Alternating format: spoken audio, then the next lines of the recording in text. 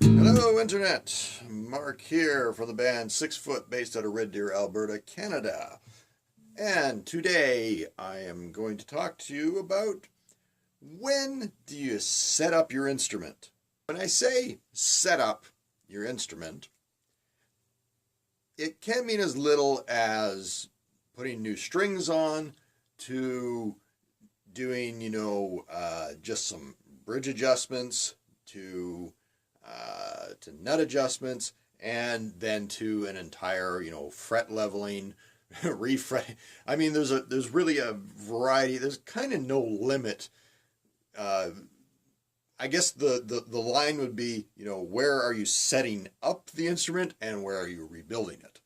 I am a fairly new musician overall. I have a long musical history in that I did sound for a number of years semi-professionally, and I've always had an interest in music and always had a guitar and done some recording and things like that for many years. But this is the first year where I've been really serious about it. And serious as in playing regularly, playing with a band. And now I'm getting to the point where I'm starting to do my own instrument setups. Partly because I'm very independent and I tend to do things just on my own. I like to learn how to do things, and I'm also cheap. So that's the real truth of the thing, is that I don't want to pay anybody to do what I can do myself. So this is my primary bass that I use for SixFoot. I play this right now.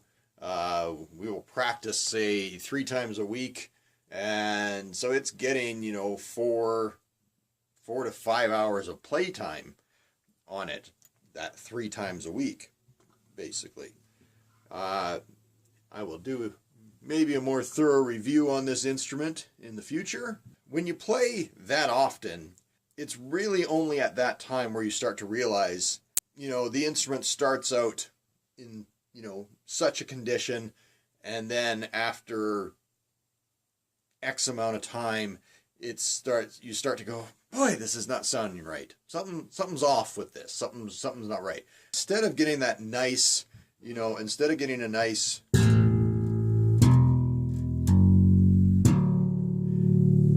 see, right now I've set up the instrument, so that part sounds right.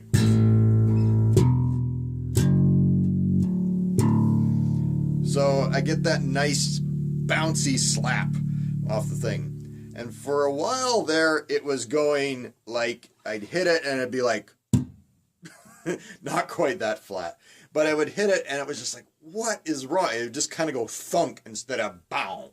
Why? Why is it doing that? So I started to realize it's like, yeah, okay, it's probably needs a setup, but I didn't really understand, why it was needed. It's just like, well, it was sounding good before, and kind of shouldn't it stay kind of set up? So there's a few reasons it goes out, is what I'm learning, and this is me learning on the fly. This is you're hearing it as it happens to me, basically. Let me take a step back for a second. So when should you change your strings? There is a point on this specific instrument where I go, yeah, time to change my strings. Now, I don't replace strings with brand new ones all the time. I have about 4 or 5 sets of strings that I rotate through.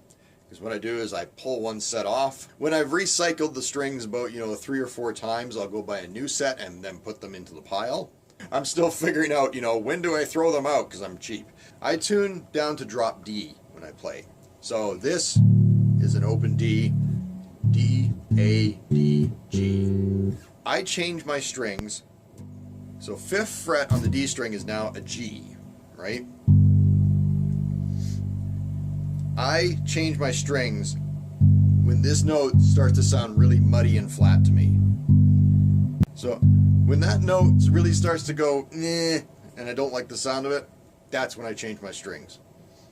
And then, so I will put on not necessarily a brand new pair. This is not a brand new pair, but I have boiled these, boil them for 10, 15 minutes, and you pull them out and they're dry. I mean, the water just evaporates right off of them, basically. But then kind of double pat them dry. Sometimes I will put oil in the water with them, and that'll just be any type of oil, because what happens is that oil actually gathers and collects all the gunk that comes off the strings. So you end up with this kind of thick pile of stuff on the top of the water that I kind of scoop off. And I bought this instrument about 8 months ago, and it seemed fairly well set up at the time, but it seemed to play pretty well. I did some minor adjustments, and I actually, when I bought it, I wasn't sure if this was going to be my main instrument. I was actually using my Warwick as my primary instrument. What it all comes down to is that the only way to tell if your instrument needs to be set up is that when your ear and when your fingers and maybe when your band is telling you that something doesn't quite sound right. And that was it for me. Something in the feel, something in how it played, something in just the response of the strings. As I said, especially when I slapped it, it was like I was just getting more of this thunk instead of this, nice bouncy slap. We have a bit of a Christmas break. I brought it home, and I'm like, yeah, okay, well, the strings need changing anyway. And I started doing the measurements of, where the string should be sitting. And it's like, oh, it's like my neck was actually too flat. So the neck, which means the truss rod needed to be tightened up, actually. So what happened is the neck was too flat, so I needed to tighten the truss rod, so it kind of brought it up a little bit. Once I tightened the truss rod, everything just kind of lined up. The intonation was better. So I've got a little more space now. It'll actually slap properly.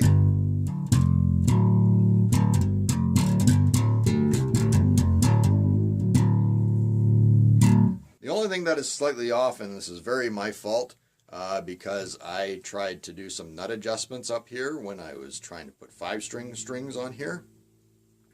Kind of ground them out a little bit low.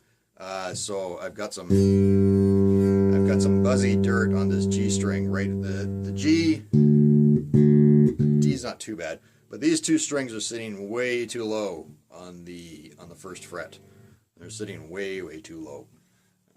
So that nut, at some point or other, I'm going to have to make a new nut. That's the next thing I'm trying to learn and figure out, is making a new nut.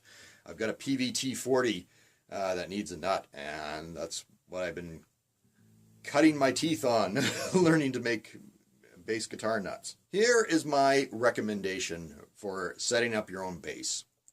If you have a relatively inexpensive bass, then I would say go ahead and experiment, especially if you have more than one bass. Actually, that's my first recommendation, is get more than one bass. And use one to experiment and one to play regularly.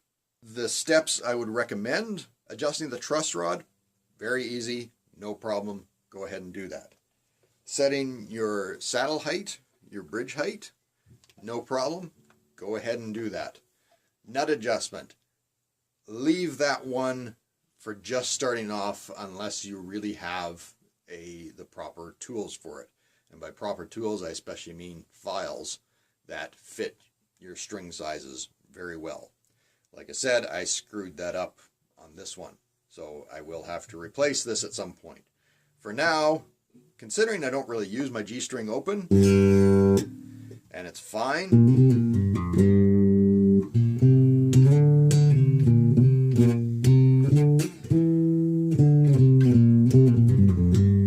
except for the crappy playing, it's fine. And the D string's got a little bit of a grind.